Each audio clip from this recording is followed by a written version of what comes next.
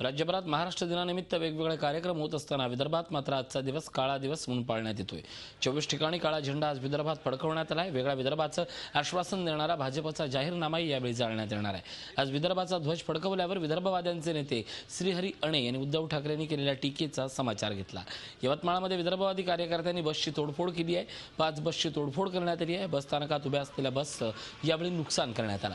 या प्रकरणी पोलिसांनी एकाला ताब्यात घेतलंय। चंद्रपूरच्या जनता महाविद्यालय परिसरात वेगळ्या विदर्भाचा झेंडा फडकवला। विकासाबाबत सतत अन्याय झालेला विदर्भाचा अनुशेष केवळ वेगळं राज्य निर्माण भरून निघू शकतो अशा भावना या प्रसंगी उपस्थितांनी व्यक्त केल्या।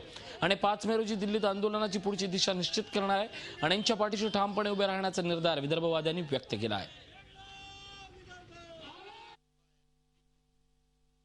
आनंदाची गोष्ट आहे। आता काय करायचं ते त्यांनी ठरवावं, कोण काय आहे ते। मी त्याच्याबद्दल काहीच बोलू इच्छित नाही।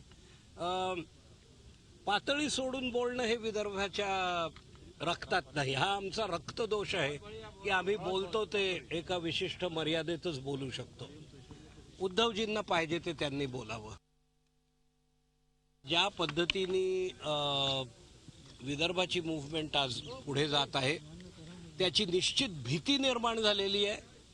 ती शिवसेनेमध्ये आणि मनसेमध्ये ती भीती दिसते।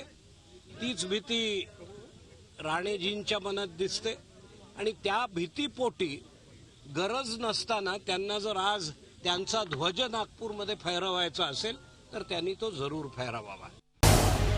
झी 24 तास रहा एक पाऊल पुढे।